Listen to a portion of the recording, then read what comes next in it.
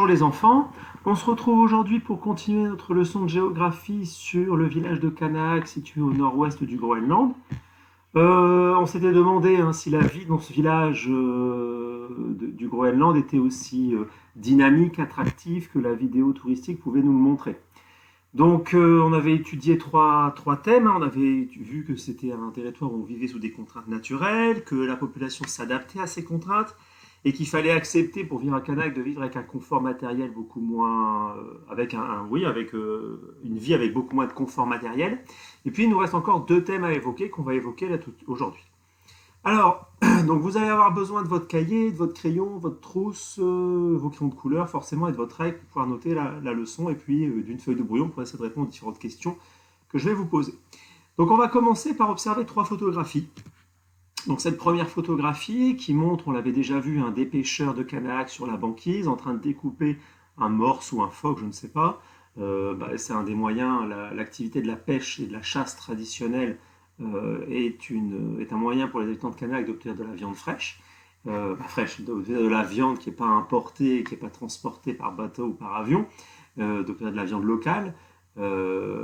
Qui est immédiatement congelée, bien entendu, puisque de toute façon il faut la transporter, et puis comme il fait très froid, la viande est congelée. Il faut savoir que c'est une activité très importante à Qaanaaq et pour tout le Groenland. En fait, c'est une activité importante à la fois pour que les habitants se nourrissent, mais c'est aussi une activité importante dans l'économie du pays, puisqu'en fait 90% de tous les produits qui sont envoyés de Qaanaaq vers l'étranger, qui sont ce qu'on appelle exportés, 90% de toutes les exportations du pays du Groenland, ce sont des exportations de viande liées à la chasse et à la pêche traditionnelle, principalement en direction du Japon, des États-Unis et de l'Europe. Donc vous voyez, ça représente la pêche, ça représente une activité très importante pour Qaanaaq. Et donc pour tout le Groenland aussi. Deuxième photographie que je vous montre, on est ici sur une photographie prise grâce au logiciel Google Earth, une photographie sur les hauteurs de Qaanaaq, et vous voyez sur les hauteurs de Qaanaaq, on trouve cette énorme antenne, satellite, qui sert à quoi justement, je vous laisse le deviner. Et enfin, vous avez ici une autre photographie prise par Google, c'est une photographie de l'hôtel à Qaanaaq. Effectivement, à Qaanaaq, il y a un hôtel, et il est tout à fait possible de réserver, si je vous montre ça, il est tout à fait possible de réserver une nuit à Qaanaaq ou plusieurs, puisqu'il y a un site internet vers l'hôtel de Qaanaaq et vous avez ici la possibilité d'envoyer un mail, vous avez la possibilité de contacter les différentes personnes pour pouvoir réserver votre hôtel, votre nuit à Qaanaaq. Voilà. Vous avez les coordonnées qui sont ici. Donc voilà. Quel est le point commun? Alors, essayez de trouver ça sur votre petite feuille de brouillon. Le point commun entre ces trois photographies. La photographie de la pêche, qui sert beaucoup à l'exportation, photographie de cette antenne satellite et photographie de cet hôtel. Mettez la vidéo sur pause et essayez de trouver le point commun. Alors ce fameux point commun que je cherche à vous faire deviner, en fait, ça va être le quatrième thème de notre leçon de géographie sur Qaanaaq. Ça va être le fait que Qaanaaq, certes, c'est un territoire qui est difficile à vivre, il y a des contraintes, mais c'est un territoire aussi enclavé, on l'avait vu, mais ce n'est pas un territoire qui est complètement refermé sur lui-même, c'est un territoire qui est ouvert sur l'extérieur. Ben oui, il est ouvert sur l'extérieur grâce à quoi? Grâce à cet hôtel tout d'abord. L'hôtel, ça permet d'accueillir des touristes, ça veut dire qu'il y a une offre touristique présente à Qaanaaq qu'on avait vue aussi dans tout le Groenland grâce à la vidéo de présentation du clip touristique, Donc, Qaanaaq peut accueillir des étrangers. Et régulièrement, il y a des touristes qui vont à Qaanaaq. On en parlera après. Deuxième chose aussi, cette antenne satellite, ça permet aux habitants de Qaanaaq d'avoir Internet. Mais oui, Internet existe à Qaanaaq. Alors c'est sûr que ce n'est pas forcément le très haut débit, la fibre comme vous pouvez avoir chez vous, mais il y a Internet à Qaanaaq. Donc s'il y a Internet, c'est-à-dire que les habitants peuvent communiquer avec n'importe qui sur la planète, et donc c'est un territoire qui est ouvert au monde extérieur. Et enfin, l'exportation, ça montre bien que Qaanaaq et tout le Groenland a des relations avec les pays étrangers, puisqu'ils vendent leurs marchandises, non principalement de la chasse et de la pêche, à des pays étrangers, donc il y a des échanges économiques qui se produisent. Et donc c'était ça le thème commun que je voulais que vous deviniez, c'était que à Qaanaaq, il y a, à Qaanaaq et dans le Groenland, mais aussi à Qaanaaq, c'est un territoire qui s'ouvre et se connecte au monde extérieur. Et ça va être l'objet de notre quatrième partie. Donc, s'ouvrir et se connecter au monde extérieur. Et à partir de là, 3 petites étiquettes et on aura fini pour la 4e partie qui est assez courte. Alors qu'est-ce qui prouve que Canahac, c'est un territoire qui s'ouvre et se connecte au monde extérieur? C'est l'existence et la présence aussi, l'existence d'Internet. Donc Internet, on peut utiliser Internet à Canahac, ça fonctionne, ça existe, moins, ça c'est prévu. Le tourisme, la possibilité de pratiquer du tourisme, on en reparlera dans la dernière partie. Donc ça signifie qu'il y a des étrangers qui peuvent venir à Canahac pour faire du tourisme. Et enfin, on peut aussi noter que une activité importante, la pêche et la chasse représentent 90% des exportations du Groenland dans le monde entier. Et donc ça signifie que si ça représente, si le Groenland et entre autres Canahac exporte des produits dans le monde entier, ça signifie donc qu'il y a des relations, des échanges qui sont avec des pays étrangers. Donc on est bien ici dans l'idée de se connecter, s'ouvrir au monde extérieur. Vous pouvez me souligner se connecter, s'ouvrir au monde extérieur avec la raison d'Internet, le tourisme et les exportations. Donc voilà pour cette 4e partie. Il nous reste une dernière partie, la 5e partie qu'on va faire là tout de suite. 5e partie qui, pareil, une étiquette et il y aura 1, 2, 3 et 4 branches et on en aura finalement terminé. Alors, on continue. Alors, vous allez voir aussi qu'il y a un autre point commun entre, vous allez devoir essayer de deviner encore une fois, le point commun qu'il y a entre toutes les photographies et tous les documents que je vais vous montrer. Donc tout d'abord ici, le premier document, vous avez ici un texte qui vous explique que tout ce qui est possible de faire à Canahac quand on y vient en tant que touriste. Donc vous voyez, si on le lit rapidement et qu'on souligne à l'ensemble, bon, tout dépend de la saison, nous nous concentrerons surtout sur l'hiver ou plutôt le printemps, la saison dont nous avons nous-mêmes l'expérience. C'est en effet de mars à mai, quand le soleil est revenu à cette latitude, l'Arctique est plongé dans la nuit polaire de fin octobre à fin février, que les conditions sont les plus favorables pour profiter de l'ambiance hivernale. Pour le voyageur étranger aux hautes latitudes, Canahac, c'est d'abord l'expérience de la banquise. Donc, première activité, c'est effectivement se promener sur la banquise. S'il y a encore 20 ou 30 ans, la mer gelait fréquemment dans un grand nombre d'autres villes du Groenland, entre autres à Ilulissat. Ça n'est plus le cas aujourd'hui. Canahac reste, pour l'instant du moins, un des rares endroits où la banquise se forme de manière régulière, même si elle est moins épaisse et si la saison s'est chasseur. Vous voyez, certes il y a la banquise, mais elle disparaît de plus en plus, on va en reparler. En ville, les activités possibles restent bien sûr limitées au-delà des courses, autre activité que vous pouvez faire si vous êtes touriste. Au supermarché, Canahac possède toutefois un petit musée, je souligner, activité culturelle à visiter un musée, visiter ce musée, qu'il est en principe possible de visiter sur demande. Allez également faire un tour à l'église, allez visiter un bâtiment religieux, l'église de Canahac, et pourquoi pas assister à l'office en groenlandais, à une messe en groenlandais. Le mieux est bien sûr de sympathiser avec les habitants qui vous ouvrent leurs portes. À Canahac, même si on peut acheter des surgelés et des conserves importées d'Europe, au supermarché, on vit largement des produits de la pêche et de la chasse, phoques, rennes, narvals figurent au menu des chasseurs. Grimper sur les collines, voilà une des sorties les plus simples qui soit, et pourtant, pour peu que la visibilité soit bonne, ce sera facilement un des highlights du jour. Vous voyez, grimper sur les collines, en fait, c'est l'idée d'aller faire une randonnée, d'aller observer un point de vue. Choisissez bien le moment de la journée ou de la soirée pour voir le paysage baigné dans l'incroyable lumière dorée du printemps. Côté pratique, il est possible de s'enfoncer beaucoup dans la neige, donc prévoir un pantalon imperméable, des mini-crampons peuvent être utiles sur certains passages glissants comme des plaques verglacées, comme il peut d'ailleurs l'être en ville. Le chien de traîneau, c'est principalement sur la banquise qu'on pourra s'aventurer en traîneau à chien, donc là c'est une autre activité.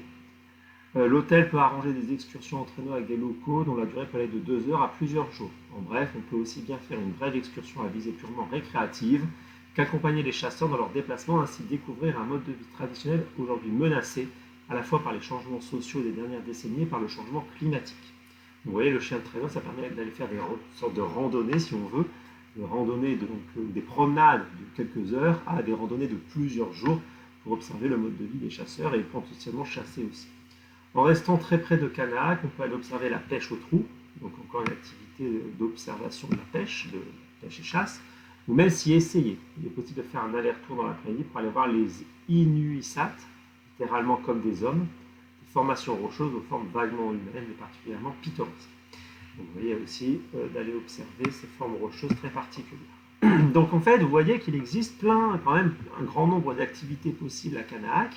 Promenade sur la banquise, visite d'un musée, d'une église, promenade sur les collines pour observer les points de vue, balade de quelques heures à chien traîneau ou randonnée de plusieurs jours, participer à la pêche au trou, la faire soi-même, ou alors même chasser. Sachez qu'il est possible à Canaac d'acheter un permis de chasse pour touristes et donc de chasser pendant votre séjour les animaux locaux, aller voir des formations rocheuses. Donc il est possible de faire toute une série d'activités touristiques à Canaac. Ça, il n'y a pas de souci.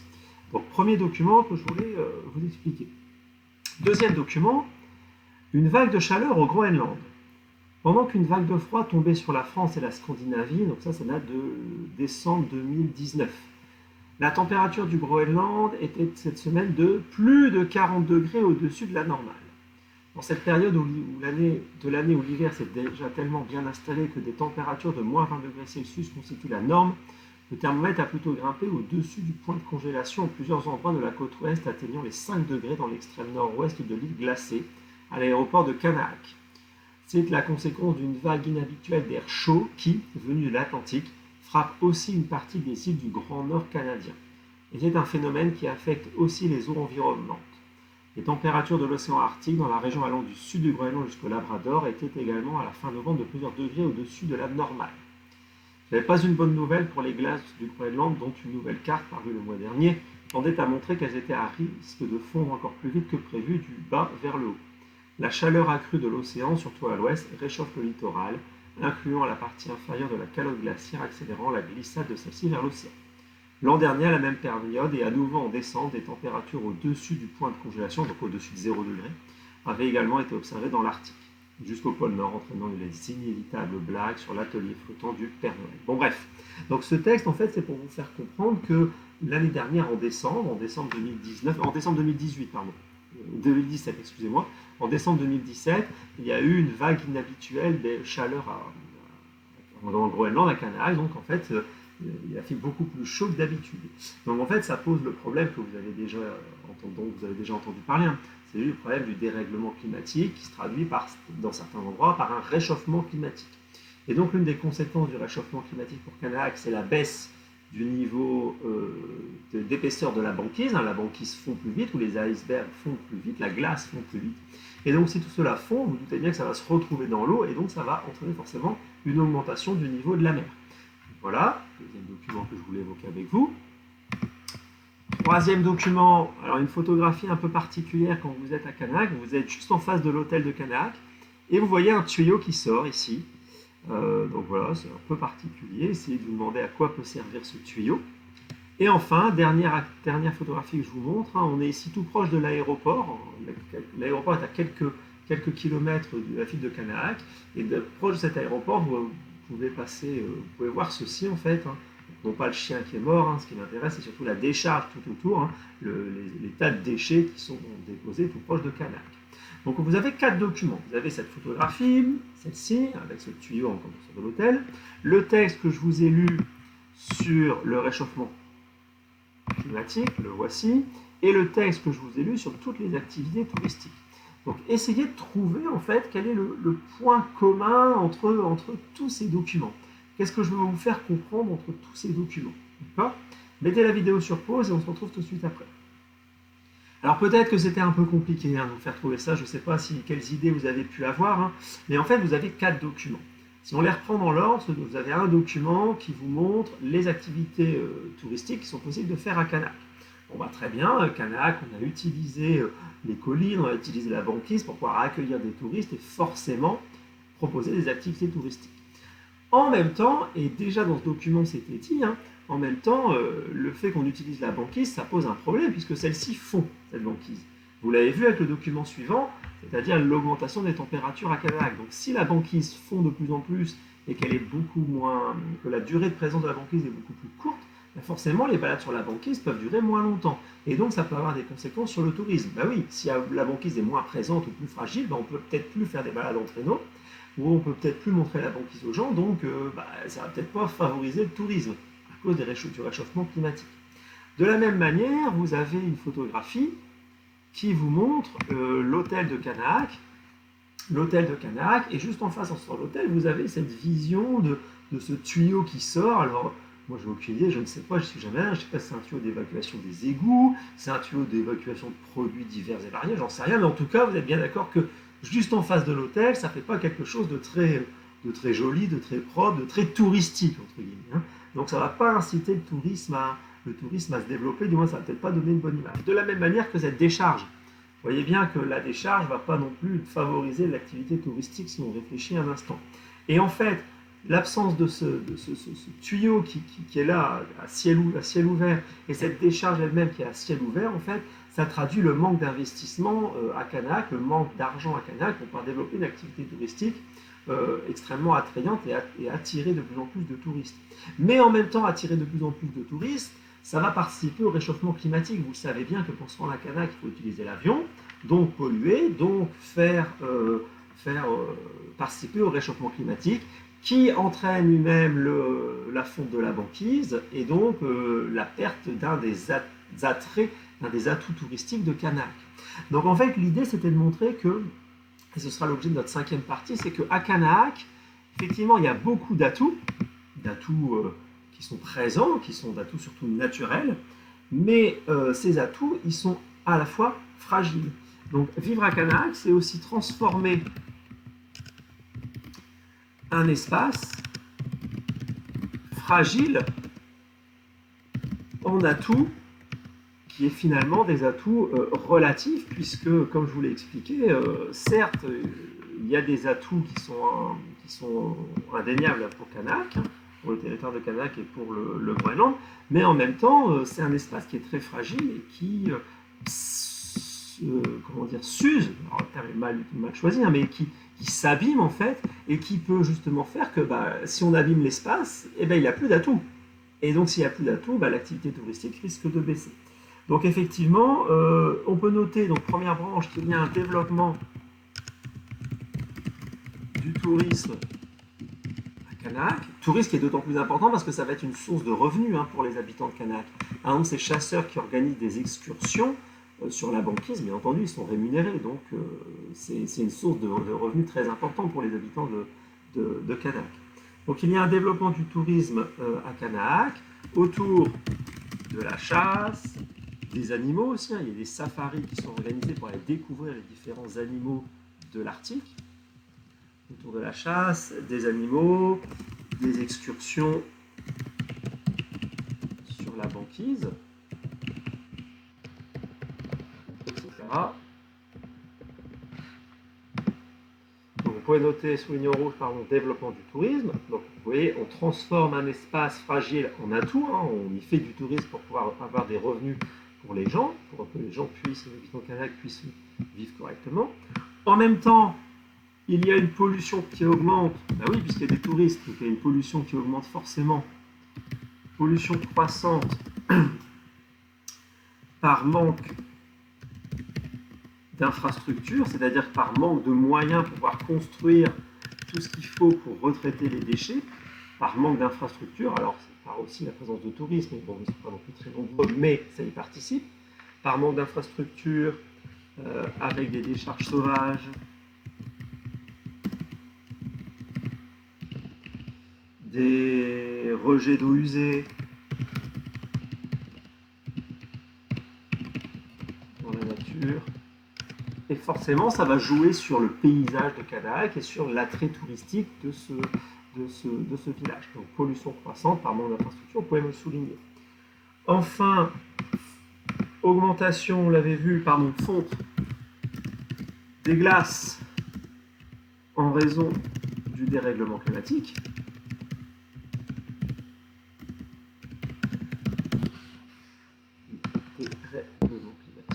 Et enfin, forcément, cette fonte des glaces, ça va entraîner une augmentation du niveau de la mer et des océans.